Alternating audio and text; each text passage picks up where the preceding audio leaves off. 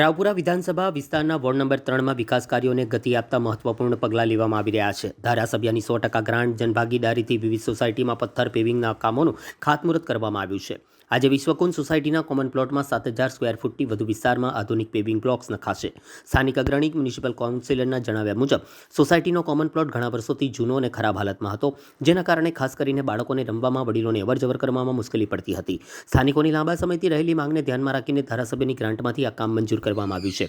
આશરે 20 લાખથી વધુ વિવિધ વિકાસ કામો વોર્ડ નંબર 3માં હાથ ધરાયા છે, જેમાં પેવિંગ, રસ્તા અને અન્ય આંતરિક સુવિધાઓનો સમાવેશ થાય છે. સ્થાનિકોમાં વિકાસ કાર્યોને લઈને આનંદની લાગણી જોવા મળી રહી છે. નગરજનોનું માનવું છે કે આવા કામોથી સોસાયટીમાં સુવિધા, સ્વચ્છતા અને સૌંદર્યમાં વધારો થશે. આજે રાવપુરા વિધાનસભા વિસ્તારમાં વોર્ડ નંબર 3માં જનભાગીદારીથી અને ધારાસભ્યશ્રીના સંપૂર્ણ 100% ગ્રાન્ટથી 3 વિસ્તારોમાં, અલગ અલગ વિસ્તારોમાં પથ્થર પેવિંગના કાર્યક્રમ રાખેલા છે. ખાતમુહૂર્તના લગભગ 20 લાખથી પણ વધારે લાગતના કામો છે.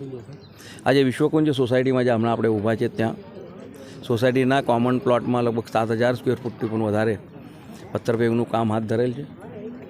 આ વિસ્તારના નાગરિકો અને સાથે સાથે અમારા પીઢ નેતા કલ્પેશભાઈની પણ એક લાગણી હતી કે આજે પથ્થર પેવિંગ જે હતું પહેલાંનું એ બગડી ગયેલું હતું, એના કારણે થોડી તકલીફો થતી હતી. તો અહીંયા બધા બાળકો પણ એ રમે છે ને અહીંયા સોસાયટીના કાર્યક્રમો થાય, એટલા માટે થઈને અહીંયા આ પ્રકારનું અમે પથ્થર પેવિંગનું આયોજન કર્યું છે.